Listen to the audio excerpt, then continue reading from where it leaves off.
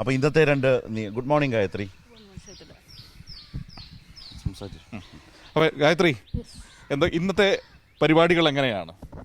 ഇന്ന് രാവിലെ CM-ന് വേറൊരു പരിപാടി ആദ്യമുണ്ട്. രാവിലെ 10 മണിക്ക് നഴ്സിംഗ് കോളേജിന്റെ ശതാബ്ദി ആഘോഷത്തിന്റെ ഉദ്ഘാടനമാണ്. അപ്പോൾ രാവിലെ അതിന് ആദ്യത്തെ പരിപാടി CM-ന്റെ അതാണ്. പിന്നെ ഉച്ചയ്ക്ക് ശേഷമാണ് അവസാനത്തെ 2 മണ്ഡലങ്ങളുടെ പരിപാടി നടക്കുക. ആദ്യം തൃപ്പൂണിത്തുറ മണ്ഡലത്തിൽ പുതിയകാവ് ക്ഷേത്ര മൈതാനിയിൽ വെച്ച് 3 മണിക്കാണ് ഇന്നത്തെ ആദ്യത്തെ നവകേരള സദസ്സ് നടക്കുക.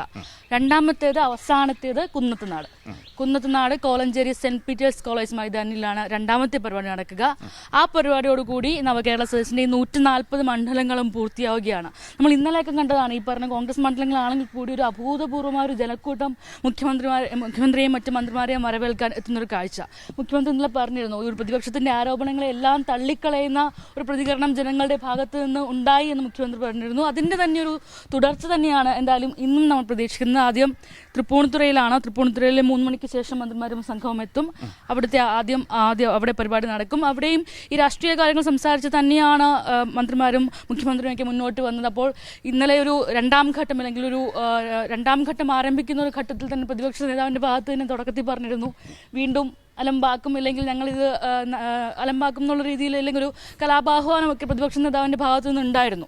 അതിന്റെ ഒരു തുടർച്ച എന്നോളം ഇന്നലെയും പ്രശ്നങ്ങൾ ഉണ്ടാകുന്നു. അപ്പോൾ ഇന്നും അവർ പറഞ്ഞിരിക്കുന്നതിൽ കോൺഗ്രസിന്റെ ഭാഗത്തു നിന്നുണ്ടാകുന്ന ഒരു പ്രതികരണം എന്ന് പറയുന്നത് അവരുടെ പ്രതിഷേധം ശക്തമാക്കുമ്പോൾ എന്തിനാണെന്ന് പോലും ഇതുവരെയും കൃത്യതയും വ്യക്തതയും നൽകാത്തൊരു പ്രതിഷേധം ഇന്നും ശക്തമാക്കും. ഏത് രീതിയിലും ഈ ഇന്നത്തെ പരിപാടിയിലും അലമുണ്ടാക്കാൻ ശ്രമിക്കുമെന്നുള്ള ഒരു പച്ചയായ ഒരു പ്രതികരണം ഇന്നലെ കോൺഗ്രസ് നേതാക്കളുടെ ഭാഗത്ത് നിന്ന് ഉണ്ടായിട്ടുണ്ട്. പക്ഷെ നമ്മൾക്കറിയാം ഗായത്രി, ഇപ്പോൾ ഈ യാത്ര മുന്നോട്ട് പോകുന്ന ഓരോ ഘട്ടത്തിലും കോൺഗ്രസ് നയിക്കുന്ന UDF സംഘടനാപരമായി സമരം ചെയ്യുന്നതിനുള്ള നമ്മൾ LDF-ഉമായിട്ടൊന്നും താരതമ്യം ചെയ്യാൻ കഴിയാത്ത വിധമുള്ളൊരു മുന്നണി സംവിധാനമാണ്.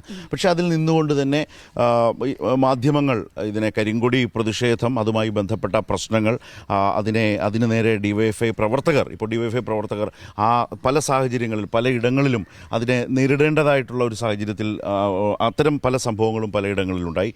പോലീസ് പലയിടത്തും ഈ പറഞ്ഞ ഏതെങ്കിലും ഒരു സ്ഥലം മുൻകൂട്ടി പറയുകയോ പ്രഖ്യാപിക്കുകയോ ഒന്നും ചെയ്യാതെ പൊടുന്നനവേ വാഹനത്തിന് മുമ്പിൽ ചാടി വീഴുന്ന രീതിയിലൊരു കരിങ്കൊടി പ്രകടനമൊക്കെ വന്നപ്പോൾ അതിൻ്റേതായ തരത്തിൽ തന്നെ കൈകാര്യം ചെയ്യാൻ ഇടപെടേണ്ടതായിട്ടുള്ള അവസ്ഥ പോലീസിനെ സംബന്ധിച്ചും പലപ്പോഴും അത് വലിയ ചർച്ചയായി മാറിയതാണ്. അതിന് പലകുറി മുഖ്യമന്ത്രിയും ഒക്കെ മറുപടി പറഞ്ഞു. പക്ഷേ അത് പ്രതിഷേധത്തെ അടിച്ചമർത്തുന്നു എന്നൊരു നിലയിലാണ് പ്രതിപക്ഷം അതിനോടൊരു സമീപനം സ്വീകരിച്ചത്. അതിൽ നിന്ന് അവരുടേതായ തലത്തിൽ അവരുടെ പ്രവർത്തകരെയും ആ സംവിധാനത്തെയും മുന്നണി സംവിധാനത്തെയും കുറേ കൂടി സജീവമാക്കാനുള്ളൊരു സാധ്യതയായിട്ട് അതിനെ ഉപയോഗിക്കുകയാണ് കുറേയേറെ അവർ ചെയ്തിട്ടുള്ളത്. അപ്പോൾ ഇങ്ങനെ ആണ് നവകേരള യാത്രയിൽ ഒരു പ്രതിപക്ഷ ശൈലിയും പ്രതിപക്ഷ സമീപനവും എന്താണ് എന്നുള്ളത്, ആ യാത്രയെ എങ്ങനെ തങ്ങളുടെ ഭാഗത്തിന് ഗുണകരമാക്കി മാറ്റാം എന്നുള്ളതാണ് കണ്ടിരുന്നത്.